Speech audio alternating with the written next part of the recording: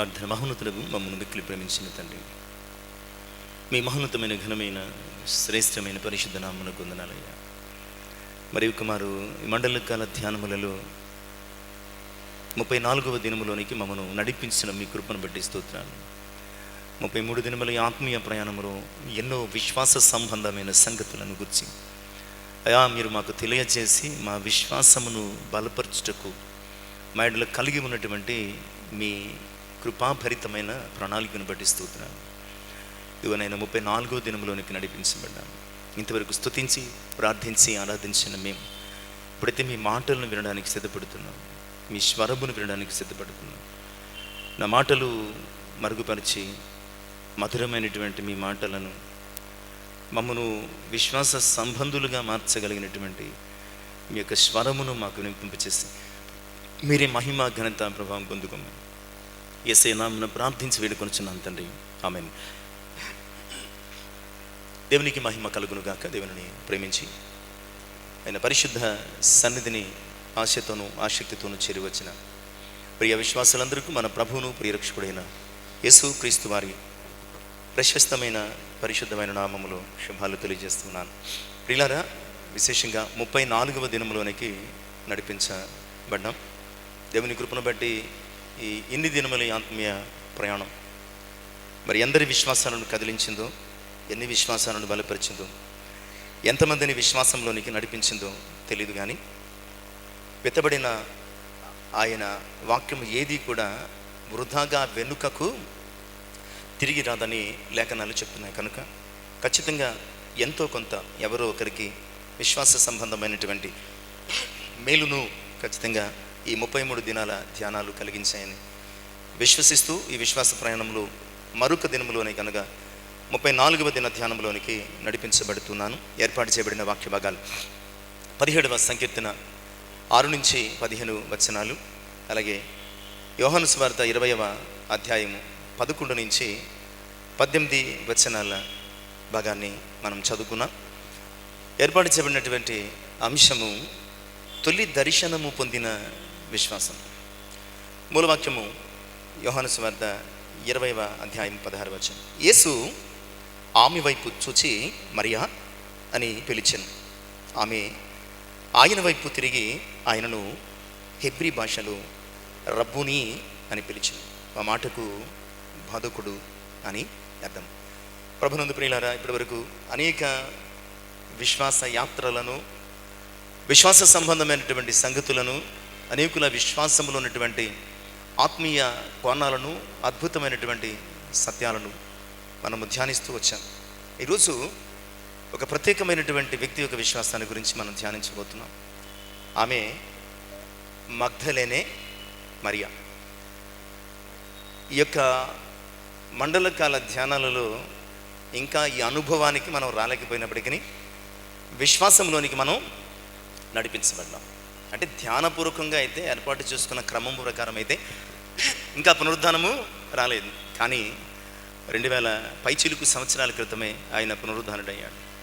ఇప్పుడు పునరుద్ధానం కొరకు కాక రెండవ రాక కొరకు ఎదురు చూచే సంఘాలుగా ఉండాలి. కనుక ఆయన పునరుద్ధాన దర్శనాన్ని పొందినటువంటి విశ్వాసాన్ని గురించి ఈరోజు మనము ధ్యానము చేసుకోవడానికి సిద్ధపడదాం. ప్రియులారా, అద్భుతాలు చేసిన విశ్వాసం, ఆశ్చర్యకార్యాలు చేసిన విశ్వాసం, సవాలు చేసిన విశ్వాసం, ఎదిరించిన విశ్వాసం, తెగించిన విశ్వాసం, ఇలా విశ్వాస యాత్రలో అనేక సంబంధమైనటువంటి సత్యాలను, అంశాలను, సంఘటనలను ఆయా వ్యక్తుల, భక్తుల జీవితాల గుండా మనము ప్రయాణిస్తూ నేర్చుకోవడానికి మరి దేవుడు కృపను దయచేస్తాడు. ఈరోజు తొలి దర్శనము పొందినటువంటి, అంటే యేసుక్రీస్తు ప్రభువారి యొక్క పునరుద్ధానము యొక్క తొలి దర్శనం, ఇది కూడా విశ్వాసానికే సాధ్యం. విశ్వాసము లేకుండా ఆయన పునరుద్ధాన దర్శనము పొందడం అనేది ఏ వ్యక్తికి కూడా వీలు కాదు. ఇక్కడ మగ్దలేనే మరియా విశ్వాసం. ఆమెకు ప్రభు యొక్క పునరుద్ధానపు తొలి దర్శనాన్ని, ఆ తర్వాత చాలామందికి ఆయన కనిపించాడు, శిష్యులకు కనిపించాడు, ఇంకా అనేకులకు కనిపించాడు. కానీ మొట్టమొదటి దర్శనము అనేది అనగా ఆయన తిరిగి లేచిన తర్వాత మనిషికి కనిపించినటువంటి మొట్టమొదటి దర్శనం, ఆ భాగ్యము కేవలము మగ్దలేనే మరియకు లేదా ఆమె విశ్వాసపు అనుభవానికి దయచేశారు. యోహాను సువార్త 20వ అధ్యాయం 3-9 ప్రకారము ఆ పెందలక్కడనే మరియా, మగ్దలేని మరియా లేచి సమాధి దగ్గరికి వెళ్ళింది. ప్రభువు ఉంచబడినటువంటి సమాధి దగ్గరికి. ఆ సమాధి మీద ఉంచబడినటువంటి రాయి తీసివేయబడడం చూసి వెంటనే ఆమె పరిగెత్తుకుని పేతురు, యోహానుడు ఉన్నటువంటి స్థలం దగ్గరికి వెళ్ళి ఆయన సమాధిలో లేడు అన్న సంగతిని చెప్పగానే వెంటనే ఈ వచనాలు చదివితే, నాకు తెలిసి మరి ఎంతమంది చదివారో మరి నాకు తెలియదు, కానీ బహుశా చదివి ఉండకపోవచ్చు. అది మీ యుక్తాయుక్త విచక్షణ జ్ఞానానికి మాత్రమే వదిలేస్తున్నాను. ఇక్కడ ఆమె తిరిగి వెళ్ళి పేతురు, యోహానుడితో చెప్పినప్పుడు పేతురు, యోహాను వెంటనే పరిగెత్తుకుని వచ్చి ఆ సమాధి దగ్గరకు వచ్చారు. పేతురు సమాధిలోనికి వెళ్ళి చూశాడు, కనిపించలేదు. యోహాను మాత్రం బయటే ఉన్నాడు. ఆ తర్వాత పేతురు లోపలికి వెళ్ళి వచ్చిన తర్వాత యోహాను కూడా వెళ్ళి బయటకు వచ్చి వారిని నమ్మారట. వారిని నమ్మారు అంటే ఆయన తిరిగి లేచాడని నమ్మలేదు. వారు నమ్మారు. పేతురు, యోహానులు కూడా నమ్మారు. ఏమి నమ్మారు అంటే ఆయన లేడు అన్న విషయాన్ని నమ్మారు. ఆయన లేచాడు అని నమ్మాల్సినటువంటి శిష్యులు ఆయన సమాధి లోపల లేడు అన్న విషయాన్ని వారు నమ్మినట్లుగా మనము చూస్తున్నాం. కానీ మగ్దలేని మరియా విశ్వాసము వీరికి భిన్నంగా ఉంది. సాధారణంగా మన ప్రయారిటీస్ ఎలాగుంటాయంటే గొప్పోళ్ళకి, ప్రధానులకు, లేదంటే ఇంకా ఇతర ఆధిక్యతలు కలిగిన వారికి. ఇక్కడ యేసుక్రీస్తు ప్రభువు వారి శిష్యులలో ప్రధానుడు అని చెప్పుకోవడానికి ఉన్నవాడు పేతురు, ప్రేమించిన వాడు అని చెప్పుకోవడానికి ఉన్నవాడు యోహాను. ప్రధానుడు అని తనకు తాను అనుకుంటూ మనము కూడా గుర్తించినటువంటి పేతురుకు ఆయన తన తొలి పునరుద్ధరణ దర్శనం ఇయ్యలేదు. తన రొమ్మున ఎప్పుడు ఆనుకుని ఉండే యోహాను కూడా ఆయన తన పునరుద్ధరణ దర్శనాన్ని ఇవ్వలేదు. ఇంకా తక్కిన శిష్యులను ఎవరికి కూడా ఆయన తన తొలి పునరుద్ధరణ దర్శనాన్ని ఇవ్వలేదు. ఏంటో విచిత్రంగా ఈ మగ్దలేనే మరియకు ఆయన తన తొలి పునరుద్ధరణ దర్శనం ఇచ్చాడు. నేను అనుకుంటా, నేను చూచిన, నేను ఆలోచించిన, దేవుడు నాకు ఇచ్చిన తలంపు మరి నడిపింపును బట్టి ఇది కేవలము ఆమె విశ్వాసానికే సాధ్యమైంది. ఇది కేవలము ఆమెలో ఉన్నటువంటి విశ్వాసానికే. నిజమే ప్రియులారా, పునరుత్థాన దర్శనం పొందాలంటే విశ్వాసము ఉండాలి. విశ్వాసం లేకుండా ఆయన పునరుత్థాన దర్శనం ఈరోజు ఇప్పుడు మనకి కూడా ఆయన తిరిగి లేచాడు అని మనకు కావలసిన అంశం ఏంటంటే నమ్మకం, విశ్వాసం. అది లేకపోతే ఆనాటి పరిచయులు, శాస్త్రులు, మత పెద్దల్లాగా ఆయన శిష్యులు ఆయనను ఎత్తుకుని పోయారు అని అనుకోవచ్చు. కానీ ఈమె తన విశ్వాసమును బట్టి ప్రభు తన తొలి పునరుద్ధరణ దర్శనాన్ని. చాలామందికి కన్ఫ్యూజ్ ఉండొచ్చు, మరి ట్రెజరర్ గారు తిట్టుకున్నారు, కానీ తప్పదు, ఒక చిన్న టచ్ మరి చేయాల్సిన అవసరం. ఎందుకంటే little bit of confusion is there. మరియల గురించి చాలా రకాలైనటువంటి కన్ఫ్యూజన్ ఉంది. నేను మరియల గురించి వివరించను, కానీ ఎంతమంది మరియలు ఉన్నారు అన్నదానికి ఒక చిన్న ఎగ్జాంపుల్ లేదా ఒక చిన్న రుజువును మాత్రమే చూపిస్తాను. మొత్తము పరిశుద్ధ గ్రంథములో నా పరిధి మేరకు, నాకున్నటువంటి దేవుడు ఇచ్చిన తలంపు మేరకు 6 మరియలు ఉన్నారు. ఎంతమంది ఉన్నారండి ఇప్పుడు చెప్పండి? మనమైతే మన ఇంటి పేర్లతో పిలుస్తాం కదండి. పలానా ఇంటి పేరు మరియా, పలానా ఇంటి పేరు మరియా. అంటే మరియా చాలామంది క్రైస్తవ సంఘాలు కూడా చాలామంది అయితే మేరీలు లేకపోతే మరియలు చాలామంది ఉంటారు. నెంబర్ ఆఫ్ ఈ విమెన్స్ ఉంటారండి మరియలు. వారిని గుర్తుపెట్టడానికి ఒక కోడ్ ఉంది, అదే ఇంటి పేరు. కానీ ఈ పరిశుద్ధ గ్రంథంలో ఉన్న మరియలకు అందరికీ ఇంటి పేర్లు లేవు. కొంతమందిని సందర్భానుసారంగా, కొంతమందిని ఊరు పేరును బట్టి, కొంతమందిని ఆ యొక్క సంఘమును బట్టి పిలవడం జరిగింది. అందులో మనము ఈ 6 మరియలను చూసి అసలు ధ్యానంలోనికి నడిపించడం. మొట్టమొదటి మరియా ఎవరు అంటే కన్య మరియా. మొట్టమొదట కన్య మరియా. ఎందుకంటే ప్రభు పుట్టకపూర్వం ఆమెకు ఏం పేరు పెట్టారు? సో యేసు ప్రభు తల్లి అయినందుకు ఆమెను మరియా అని పిలవలేదు, కానీ ఆయన తల్లి కాకమునిపే. కనుక పరిశుద్ధ గ్రంథం ఆమెను మనకు పరిచయం చేస్తూ ఏం చేస్తుందంటే కన్యా మరియా. ఇక రెండవ మరియా ఏమండి? పాపం చేసిందా? ఓకే, ఇంక గొడవలేదు.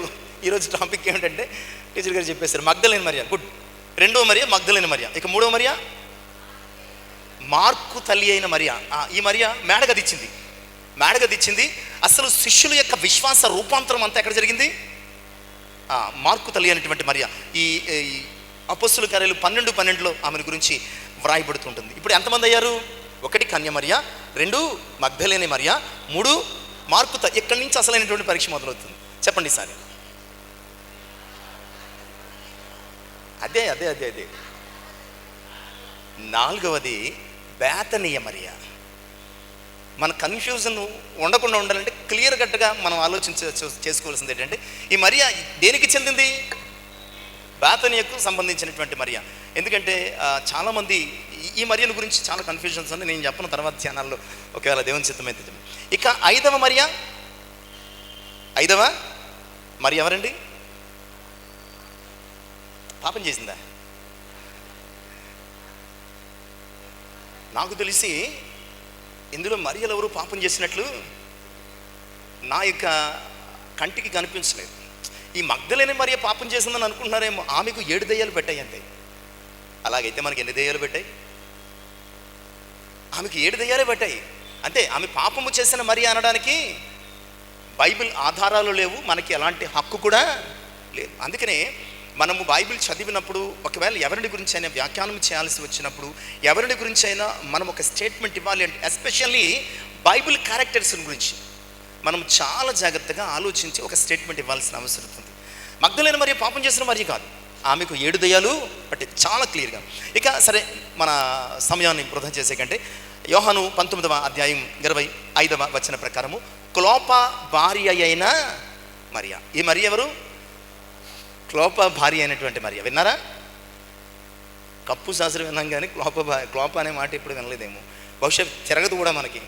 సోపా తెలుసు కానీ క్లోప తెలియదు మనకి, అవునా? ఇక లాస్ట్ అండ్ ఫైనల్ ఎంతమంది మరియలు అయిపోయారు ఇప్పుడు?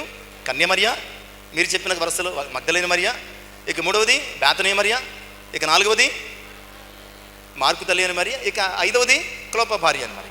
ఇక అస్సలైనటువంటి విషమ పరీక్ష. ఇక 6th వన్ ఎవరు?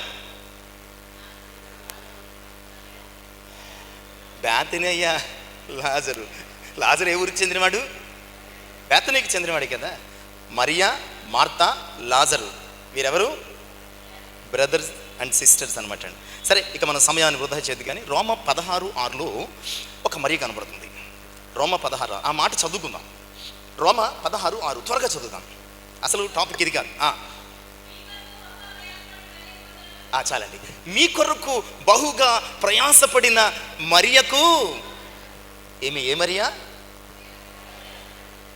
నేను ఆత్మీయ పాఠాన్ని మాట్లాడటం లేదు. లిటరల్లీ ఏ మరియా? ఈమె రోమా సంఘస్థురాలైనటువంటి మరియా. ఈ పత్రిక ఎవరిది?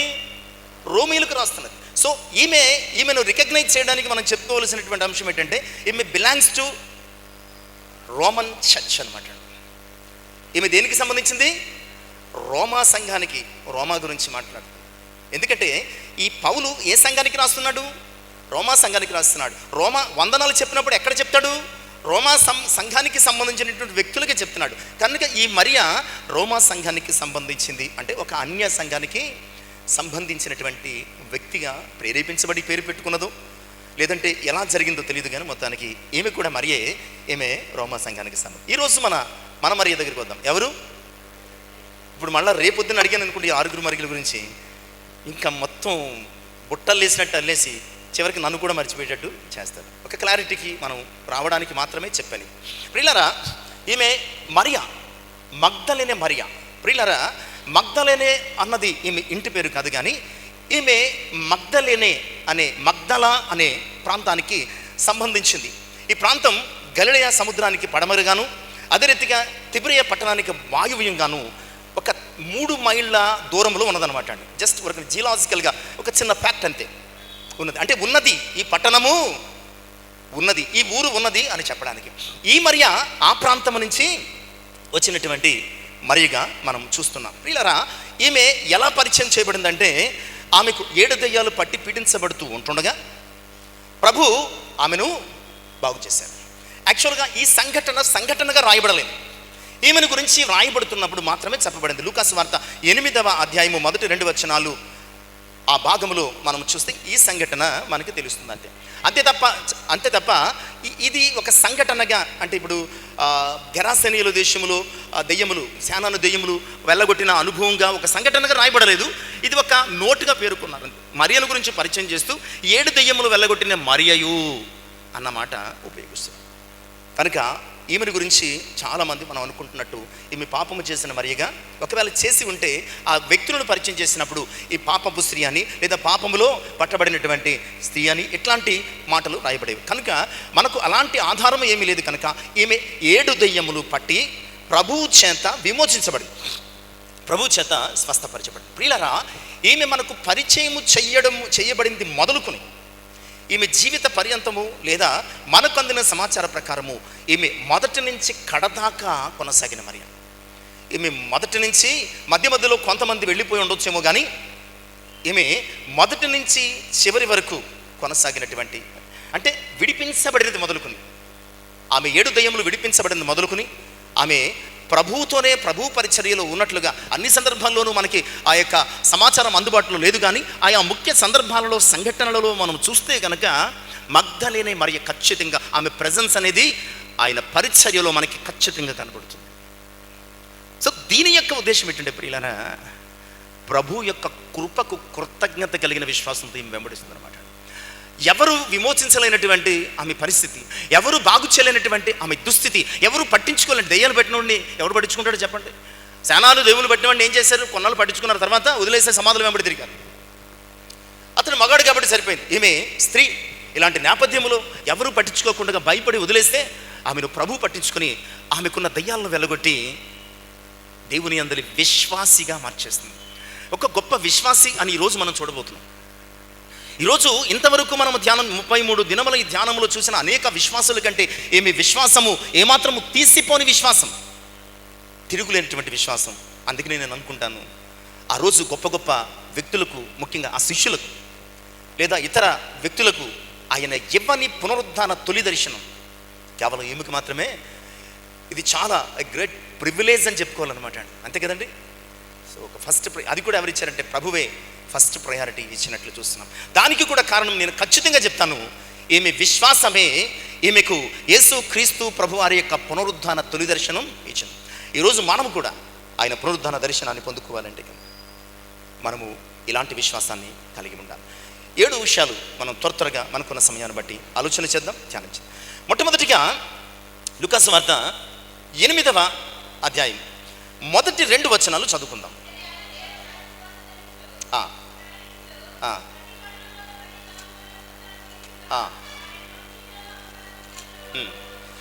ఆయన తన పరిచర్యను కొనసాగిస్తున్నారు. ప్రతి పట్టణములో, ప్రతి గ్రామములో ఆయన సంచరిస్తూ వెళ్ళిపోతున్నారు. ఈ ప్రొసెషన్లో, ఈ జర్నీలో ఉన్నటువంటి వారు ఎవరంటే 12 మంది శిష్యులు, అపవిత్రాత్మలను, వ్యాధులను పోగొట్టబడిన కొందరు స్త్రీలను, అనగా 7 దయ్యములు వదిలిపోయిన మగ్దలేనే మరియయు, హేరోదు యొక్క గృహ నిర్వాహకుడగు కూజా భార్యగు యోహన్న, సుజన్న ఆయనతో కూడా ఉండేది. ప్రియులారా, యేసుక్రీస్తు పరిచర్యలో చాలామంది మనకి ఇవ్వబడిన సమాచారం చాలా తక్కువ అండి. 4 స్వార్థల్లో. అందుకని అంటాడు, ఇంకనూ ఆయన చేసిన కార్యముల గురించి వివరించాలన్న ఈ భూలోకమైనను చాలా చాలా లిమిటెడ్గా, అంటే సింగిల్ డిజిట్ పర్సంటేజ్లో మాత్రమే మనకి అందజేయబడ్డాయి. సింగిల్ డిజిట్ పర్సంటేజ్లో మాత్రమే ఆ అద్భుతాల, ఆశ్చర్య కార్యాల సమాచారం మనకి ఇవ్వబడింది. ఎందుకంటే ప్రభు దానికి ప్రాముఖ్యత, లేదా దేవుడు పరిశుద్ధాత్ముడు వాటికి ప్రాముఖ్యతనియకుండా ఆత్మరక్షణకే ప్రాముఖ్యతనిచ్చాడు. కనుక వాటిని ఎక్కువ రాయలేదు. ఒకవేళ ఎక్కువ రాస్తే, ఎంత తక్కువ రాస్తేనే క్రిస్టియానిటీ అంటే స్వస్థతలు, అద్భుతాలు, ఆశ్చర్యాలు అని డిపెండ్ అయిపోతున్నాం మనం. ఇంకా ఎక్కువ రాస్తుంటే ఇక ఆత్మరక్షణను అసలు పట్టించుకునేవారు. అందుకని మరుగుపరిచారు. ప్రియులారా, ఆ రోజు మేలుడు పొందినవారు, ఆశీర్వాదాలు పొందినవారు, దీవెనలు పొందినవారు, ఈవెన్ రొట్టెలు తిన్నవారు కూడా అవసరాల మేరకు ఆయనను వెంబడించిన వారే, అక్కరలు తీర్చుకోవడానికి వెంబడించిన వారే. అవసరము తీరాక, అక్కర తీరాక ఆయనను విడిచి వెళ్ళిపోయిన వారు కొన్ని వేల మంది ఉన్నారు. బట్ ఈమె 7 దయ్యములు వెళ్ళగొట్టబడిన తర్వాత యేసును తప్ప ఇంకెవరిని వెంబడించలేదు. ప్రియులారా, ఈమె విశ్వాసం ఎలాంటిదంటే కడవరకు ప్రభువును వెంబడించిన విశ్వాసం ఏమిది. ప్రతి సందర్భములో, ప్రతి ఘట్టములో, ప్రతి మలుపులో, ప్రతి మజిలీలో యేసుక్రీస్తు ప్రభువారి యొక్క ఈయన ఎప్పుడు ఏమను ఆ దెయ్యాలు వెళ్ళగొట్టాడో తెలియదు కానీ ఆల్మోస్ట్ ఒక 3 years జర్నీలో, ఫస్ట్ హాఫ్ ఇయర్ తీసేద్దాం, ఒక 3 years జర్నీలో, ఆ తర్వాత ఆది సంఘ పరిచర్యలో కూడా ప్రియులారా ఈమె యొక్క విశ్వాసపు సేవలు కొనసాగుతున్నాయి. ఒకవేళ పేతురుకు వచ్చినటువంటి గొప్ప హైప్ రాకపోవచ్చు, యోహానుకు వచ్చినటువంటి గొప్ప పేరు రాకపోవచ్చు, కానీ అన్నిటికంటే ముఖ్యంగా ఆయన పునరుద్ధాన దర్శనం ఈమె పొందుకున్నది. కనుక మొట్టమొదటి విషయం ఏంటంటే ప్రభువును వెంబడించిన ఆమె విశ్వాసం. ఈమె తొలి పునరుద్ధాన దర్శనాన్ని పొందుకోవడానికి మొట్టమొదటి కారణం ఏంటంటే విడువక ప్రభువును వెంబడించిన ఆమె విశ్వాసం. ఆ దినాల్లో ప్రభువును వెంబడించిన వారిలో చాలామంది ప్రియులారా గొప్ప గొప్పోళ్ళు. ఆయన చెప్పే ఆ మాటలను విన్న తర్వాత పరలోక రాజ్య సంగతులను, మర్మాలను, కొండ మీద ప్రసంగం వంటి నైతిక విలువలతో కూడినటువంటి సత్యాలను ఆయన బయలుపరిచిన తర్వాత వారు ఒక డెసిషన్కి వచ్చారు. ఆయనను వెంబడించినటువంటి వేలాది మందిలో ఇలాగైతే ఎవడు వెంబడిస్తాడు, ఇలాగైతే ఎవడు, మనం కూడా చాలా అనుకుంటాం చాలాసార్లు, ఇలాగైతే ఎలా కుదురుద్దండి, ఎంత కఠినంగా ఉంటే ఎలా కుదురుద్దండి అని అనుకుంటాం.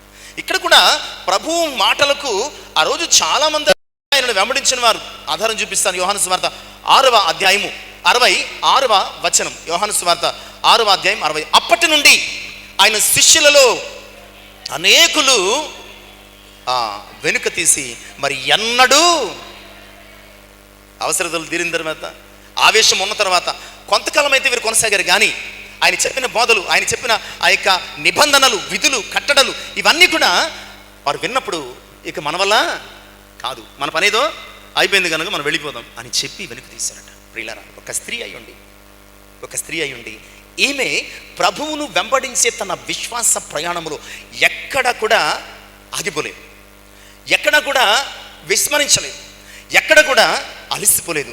ఆమె కృతజ్ఞతాపూర్వకమైనటువంటి విశ్వాసముతో ఆయన ఎక్కడికి వెళితే అక్కడికి ఆమె వెంబడించింది. ఇంక చెప్పాలంటే నేను అనుకుంటాను, అందరూ వదిలేసిన ఆమె జీవితం ఎప్పుడు దెయ్యాలు పెట్టినప్పుడు అందరూ వదిలేసిన ఆమె జీవితాన్ని ప్రభు విడిపించాడు. కనుక ఆమె ఒక డెసిషన్, ఒక తీర్మానం, ఒక నిర్ణయం తీసుకుంది. ఏమంటే ఇక నా ఈ శేష జీవితం ఎవరికి? ప్రభుకే అంకితం. మనం పాడతాం కదా, ఏ పాటది? ఇదిగో దేవా నా జీవితం ఆపాద మస్తకం, అంటే టాప్ టు బాటము నీదే తీసేసుకో అంటాం. ఏదేమో టాప్ టు బాటం నీదే తీసేసుకో అంటాం, కానీ ఏది ఏమో. కానీ మనకు కాదు, ఈమె ఎలాంటి తీర్మానాలు తీసుకోకుండానే ఆయన వెంబడించింది. ఆయన వెంబడించడమే, మొదటి నుంచి చివరి వరకు ఆయనను వెంబడించడమే ఆమె మనకు తెలియజేసే విశ్వాసపు తీర్మానం. ఆయనను వెంబడించడంలో ఎక్కడ కూడా ఆమె ఆగిపోలేదు అనే సంగతిని. ప్రియులారా, ఆయనను వెంబడించడం అంటే మనం చాలాసార్లు చూసాం. హనుకు వెంబడించాడు, నడిచాడు, అలాగే ఈమె కూడా వెంబడించాడు. ఆయనను వెంబడించడం అంటే ఏదో సులువుగా మనం వెళ్ళిపోయినట్టు కాదు. మత్తయి సువార్త 16:24, మత్తయి సువార్త 16:24, లూకా 9:23 ప్రకారము నన్ను వెంబడించువాడు తను ఎందుకు 2 రెఫరెన్స్లు చెప్పానంటే మత్తయిలో లేని ఎడిషనల్ వర్డ్ లూకాలో ఉంటుంది. లూకా 9:23 నన్ను వెంబడించేవాడు తను ఉపేక్షించుకుని తన సిలువనెత్తుకుని వెంబడించవాలని మత్తయిలో ఉంటుంది. బట్ లూకా సువార్తలో ఏమన్నాడంటే తన సిలువనెత్తుకుని ప్రతిదినము ఏదో ఒక గుడ్ ఫ్రైడేకి సిలువను మోసి మిగతా రోజుల్లో విలువలు కోల్పోవడం విశ్వాసం కాదు. అక్కడ చెప్తున్న మాట నన్ను వెంబడించేవాడు తాను ఉపేక్షించుకుని తన సిలువనెత్తుకుని, అంటే ఆయనను వెంబడించడంలో ఏముంది? ఆయనను వెంబడించడంలో కోల్పోవలసినవి ఉంటాయి. ఉపేక్షించుకోవడం అంటే వదిలేయడం, కోల్పోవలసినవి ఉంటాయి. ఆయనను వెంబడించడంలో సిలువ అంటే శ్రమలు. ఆ రోజు ప్రభువు సిలువ వేయబడిన తర్వాత సిలువ యొక్క అర్థం మారింది, విలువ మారింది, కానీ అప్పటికి మాత్రం సిలువ శ్రమలకు, అవమానాలకు, నిందలకు, అపహాస్యాలకు 1 కాదు 2 కాదు, చాలా భయంకరమైనటువంటి స్థితికి. ఆయనను వెంబడించడం అంటే కోల్పోవడం, ఆయన వెంబడించడం అంటే శ్రమలను కోరుకోవడం, ఆయనను వెంబడించడం అంటే ప్రతిరోజు ఇదే అనుభవం. సో అలాంటి ఆయనను వెంబడించే ఆ కఠినమైన మార్గాల గుండా, కఠినమైనటువంటి అనుభవాల గుండా, కఠినమైనటువంటి పరిస్థితుల గుండగా ఈ తల్లి ప్రభువును విశ్వాసంతో వెంబడించింది. ఈరోజు ప్రభువు యొక్క తొలి పునరుద్ధాన దర్శనం మనకి రావాలంటే కనుక ఆయనను వెంబడించాలి. వెంబడించడం అంటే ఆదివారము, గురువారము, శుక్రవారము కూటాలకు రావడం కాదు. వెంబడించడం అంటే విశ్వాసంతో వెంబడించాలి, ఆయనను నమ్ముకుని వెంబడించాలి, ఆయన మీద ఆనుకుని వెంబడించాలి, ఆయనను విడిచిపెట్టనని తీర్మానము చేసుకోవలసినటువంటి అవసరత ఉన్నది. ఇక్కడ ఆమె చేసినటువంటి ఆ పరిస్థితి అదే అన్న సంగతిని జ్ఞాపకం. ఆ తీర్మానమే, ఆ విశ్వాసపు ప్రయాణమే ఈమెకు ప్రభు దర్శనమిచ్చింది. లూకాసు వార్త 17లో 14 నుంచి 17 వచనాల్లో అంతకుముందు ఒక 10 మంది కుష్ఠరోగులు, సమయాన్ని బట్టి నేను మీకు చదివే అవకాశం పట్టలేదు, 10 మంది కుష్ఠరోగులు ప్రియులారా ఆయనకు ఎదురుపడి అయ్యా మరి కరుణించమని చెప్పినప్పుడు, సరే మీరు వెళ్ళి యాజకునికి మీ దేహాన్ని, సో యాజకునికి మీ దేహాన్ని కనపరుచుకోమన్నారంటే ఆయన ఆ క్షణంలోని వారిని స్వస్థపరిచారు. బట్ ఈ జర్నీలో వెళ్ళిన తర్వాత కొంత సమయానికి అందులో ఒకడు మాత్రం అరే మన శరీరం అంతా, ఎందుకంటే కుష్ఠరోగులు సాధారణంగా వారి వేషధారణ ఎలా ఉండిందంటే ఆ రోజుల్లో ఈ వేళ్ళు కూడా కనిపించకుండా అంగీని పై వస్త్రాన్ని వేసేసుకునేవారు కనుక వాడు చెయ్యెత్తాడు, మరి ఏం చేశాడు, మొత్తానికి ఎలా చూసుకునేసరికి మనం బాగుపడ్డాం. వెంటనే అతడు వెనక్కి తిరిగి ప్రభు దగ్గరికి వచ్చాడు. మిగతా 9 ముందుకు వెళ్ళిపోయారు. మేబీ యాజకునికి దేహాన్ని కనపరుచుకోవడం అని అనుకోవడానికి వీల్లేదు, ఎందుకంటే అంత విశ్వాసం అంటే ముందు ప్రధాన యాజకుడైన యేసు దగ్గరికి వచ్చేవంటి వారు వారి సమాజంలోనుకు, వారి సొంత ఇంటికి, మరొకటికి ఎక్కడికో వెళ్ళి ఉంటారు. అప్పుడు అడుగుతున్నాడు, మిగిలిన 9 ఎక్కడ? ఈరోజు నిన్ను అడుగుతున్నాడు, నీ విశ్వాస ప్రయాణంలో విడువక ఎడబాయక సిలువనెత్తుకుని ఉపేక్షించుకుని ప్రతిదినము వెంబడించడంలో నీ అడుగు ఎక్కడ, నీ ప్రయాణం ఎక్కడ, నీ ఉనికి ఎక్కడ, నీ ఆనవాళ్ళ ఎక్కడ అని ఈరోజు ప్రశ్నిస్తున్నాడు. ఎన్ని మేలులు పొందాం, మగ్ధలేని మరి కంటే కొన్ని వేల మేలులు పొందాం. ప్రతి క్షణము మన జీవితంలో ఆయన అనుగ్రహించిన మేలే, ప్రతిదినము ఆయన దాచి ఉంచిన గొప్ప మేలే. ఇలాంటి ప్రయాణంలో ఎన్నో మేలులు పొందిన మనం మగ్ధలేని మరియ వలె విశ్వాసముతో విడువక ఆయనను వెంబడిస్తున్నామా, లేదంటే అవకాశం ఉన్నప్పుడు, కుదిరినప్పుడు, లేదంటే ఇంకా ఇతర కారణాల చేత వెంబడించలేకుండా మనము ఉండిపోతున్నాం? ఆలోచించాం. ఆమె తొలి పునరుద్ధాన దర్శనం పొందడానికి ఫస్ట్ రీజన్, ఆమె తనకు మేలు కలిగినది మొదలుకొని ఆయన ఆరోహణం అయ్యే వరకు వెంబడించింది. ఆ తరువాత ఆయన బోధలను వెంబడించి నడిచింది. ఇక రెండవది మార్కు సువార్త. ఆమె విశ్వాసం, తొలి దర్శనాన్ని పొందిన ఆమె విశ్వాసానికి ఆధారాలు మనం చూద్దాం. మార్కు సువార్త 15వ అధ్యాయము 39-40 వచనాలు. ఆయనకు ఎదురుగా నిలిచిన శతాధిపతి ఆయన ఇలాగూ ప్రాణం విడిచి చూచి, నిజముగా ఈ మనుషుడు దేవుని కుమారుడు అని చెప్పాను. కొందరు స్త్రీలను దూరం నుంచి చూచుండ్రి, వారిలో మగ్ధలేని మరియయు, చిన్న యోకోబు, యోసే అను వారి తల్లి అయిన మరియయు, సలోమియు ఉండే. ప్రియులారా, ఆమె విశ్వాసం ఎలాంటిదంటే, రెండవ అంశం సిలువ ఎదుట నిలిచిన విశ్వాసం అనేది. సిలువ ఎదుట ఇందాక చెప్పుకున్నట్లు, సిలువ ఎవరికి అంటే దేశద్రోహులకు. ప్రభువును సిలువ వేయడానికి కారణం ఏంటి? 3 నేరాలు మోపారు. ప్రభువును సిలువ వేయడానికి 3 నేరాలు మోపారు. ఏమిటవి? ఒకటి, దేశద్రోహి, నేనే రాజునని చెప్పుకుంటున్నాడు. 2, రాజద్రోహి, ఎందుకంటే వీడు తనకు శిష్యులను పోగేసుకుని తిరగబడుతున్నాడు. రాజద్రోహి అంటే దేవాలయం అంటారు ఏంటండి? ఇక 3వది ఏంటంటే దైవద్రోహి, ఎందుకంటే దేవాలయాన్ని పడగొట్టి, అంటే సిలువ ఒక ద్రోహికి, ఒక దొంగకు, ఒక నరహంతకునికి. అంటే సిలువ వేయాలంటే వ్యభిచారం కంటే పెద్ద నేరం. వ్యభిచారులకు రాళ్లతో కొట్టే చంపేశారు. కానీ దేశద్రోహులకు, రాజద్రోహులకు లేదా దైవద్రోహులకు వేసే శిక్ష గొప్ప సిలువ. ప్రియులారా, అలాంటి సిలువ ఎదుట నించోడానికి ఎంత సాహసం కావాలి, ఎంత విశ్వాసం ఉండాలి, ఎంత సాహసం కావాలి, ఎంత విశ్వాసం. ఎందుకు ఈ మాటలు చెప్తున్నానంటే, చనిపోయిన యోధ తీసేయండి, అక్కడున్న యోహాను తీసేయండి, తక్కిన 10 మంది గెత్సెమనే తోట బయట నుంచే వారు ఏమైపోయారు? పారిపోయారు. ఆ సిలువ సన్నివేశములో, సిలువ సమక్షంలో ఎవరున్నారంటే, సిలువ వేయమని కేకలు వేసిన వారు అది చూచి ఆనందించడానికి. విశ్వాసముతో వెంబడించిన వారు చాలా కొద్దిమంది. అందులో ఆడవారు చాలా తక్కువ మంది. అలాంటిది ఈమె విశ్వాసం ఎక్కడ నిలిచిందండి? నిజమే కదా. విశ్వాసం అంటే ఎక్కడ నిలవాలి? నిలవాలండి? శ్రమల్లోనే కదా నిలవాలి. ప్రభువును వెంబడించడంలో ఆమె సిలువ శ్రమలో కూడా ఆయనతో ఉందండి. కనుక ఈ రెండవ అంశానికి సిలువ ఎదుట నిలిచిన విశ్వాసం. చాలామంది శిష్యుల విశ్వాసం పారిపోయింది, శిష్యుల విశ్వాసం చెదరిపోయింది. ఇక పేతురు అయితే గుమ్మం దగ్గరికి లక్షవారం జ్ఞాపకం చేసుకుంటాం. గుమ్మం దగ్గర వరకు వచ్చి అతని విశ్వాసం ఏమైపోయింది? వెనక్కి వెళ్ళిపోయింది. బట్ ఏమి విశ్వాసం మాత్రం? సిలువ సాన్నిధ్యములు, సిలువ సన్నిధులు. ఒకవేళ ఆయనను వెంబడించిన వారిలో ఈమె ఒకతే అని గుర్తిస్తే, ఒక్కసారి కాన్సన్ట్రేషన్ చేస్తే, ఈమె లైఫ్ ఏమైపోయేది? అక్కడితో ఎండ్ అయిపోయేది. ఎంత తెగింపు, ఎంత కమిట్మెంట్ ఈమె జీవితంలో ఉందంటే, ఆమె సిలువ శక్తిని ఎరిగి, సిలువ విలువను ఎరిగి, సిలువ ఎదుట భయపడకుండా ఆయన సిలువ శ్రమలలో ఆమె తాను కూడా పాలిమాకిస్తుంది. నిజమే. కొరింథీయులకు రాసిన మొదటి పత్రిక 1వ అధ్యాయం 18వ వచనం, సిలువను గురించిన వార్త. కొరింథీ మొదటి పత్రిక 1వ అధ్యాయం 18వ వచనం, సిలువను గురించిన వార్త నశించుచున్న వారికి వెర్రితనము, కానీ రక్షింపబడుచున్న మనకు అది. నశించిపోతున్న వారికి ఆ సిలువ ఓ వెర్రితనంగా కనిపించుండొచ్చు. అది ఒక లోక సంబంధమైన కఠినమైన ఘోరమైన నీచమైన శిక్ష కావచ్చు. కానీ రక్షించబడిన ఆమె, విశ్వాసము కలిగిన ఆమెకు దేవుని శక్తి, ఆ సిలువను చూస్తూ ఆమె విశ్వాసము మరింత శక్తి పొందింది. ఆ సిలువను చూస్తూ ఆమె విశ్వాసము మరింత ఎదిగింది. ఆ సిలువ సాన్నిధ్యములో ఆమె విశ్వాసము సిలువను మించి పరలోకము మటుకు ప్రయాణించేస్తుంది. ఈరోజు ప్రియులారా, కొంచెము శ్రమ కలిగినప్పుడు విశ్వాసము విడిచిపెట్టే వ్యక్తులు మనం.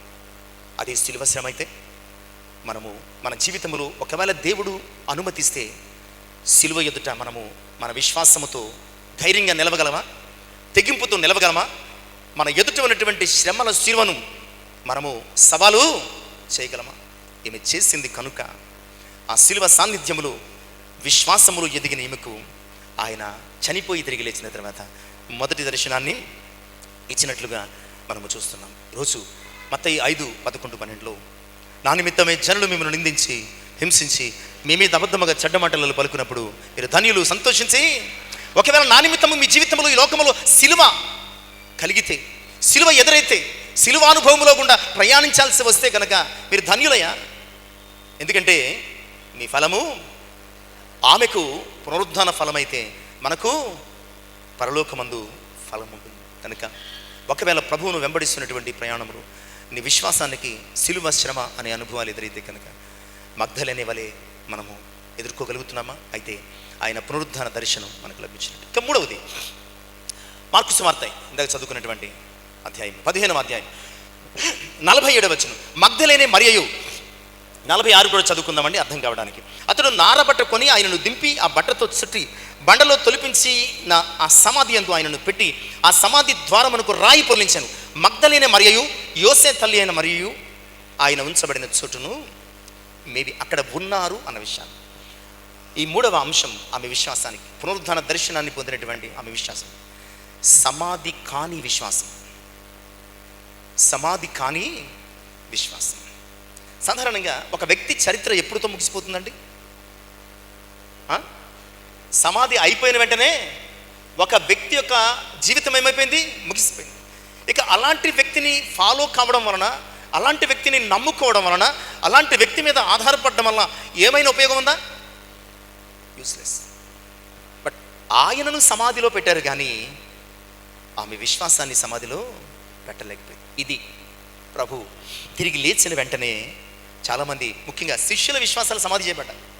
ఎందుకంటే ఎవరు లేరు, వెళ్ళిపోయి మేడగదులు తలుపులు వేసుకుని మమ్మల్ని మేము ఎలా ప్రొటెక్ట్ చేసుకోవాలి, మమ్మల్ని చంపకుండా మేము ఎలా కాపాడుకోవాలి, అంతే తప్ప ఆయన తిరిగి మరలా 3వ దినం లేస్తానన్నాడు, వెళదాం చూద్దాం, ఇవేమి ఆలోచన లేదు, ఇవేమి వారు ఆలోచించడం లేదు. బట్ మగ్దలేని మరియ మాత్రం, ఈరోజు ధ్యానం మగ్దలేని మరియను గురించి కనుక ఇతరుల విషయాన్ని గురించి మనం టచ్ చేయట్లేదు. మగ్దలేని మరియ మాత్రం ఆయన ఉంచబడిన ఆ సమాధి దగ్గర, సమాధి చేస్తున్నటువంటి ఆ యొక్క ఆ బరియల్, ఆ ఫ్యూనరల్ సర్వీసులో ఉన్నది. అందుకనే ప్రియులారా, ఏ విశ్వాసములో లేనటువంటి గొప్ప ఏమంటారు ఓ ప్రాక్టీస్ మన క్రిస్టియన్ ఫ్యూనరల్ సర్వీసెస్లో ఉంటుంది. అది స్త్రీలను కూడా అనుమతిస్తారు, అంతే కదండి. ఇక ఎందులోని మనకి కనిపించదు, పర్మిషన్ ఇవ్వరు, రానివ్వరు. ఒక క్రిస్టియన్ ఫ్యూనరల్ సర్వీసెస్లో మాత్రమే స్త్రీకి సమాధులను దర్శించే, అక్కడ ఉండే, అందులో పాలు పంపులు పొందే. బహుశా మనము కూడా మగ్దలేనే మరియలము అంటే అలాంటి విశ్వాసులము కావాలని ఒకవేళ క్రైస్తవ సంఘము అలాంటి ఒక ఉద్దేశాన్ని కలిగి పెట్టిందేమో. ప్రియులారా, నేను అనుకుంటాను ప్రభువు సమాధి చేపట్టాడు. మగ్దలేని మరియ అసలైన విశ్వాసం ఇక్కడే ప్రయాణమైంది, ఇక్కడే ప్రయాణాన్ని ప్రారంభించింది.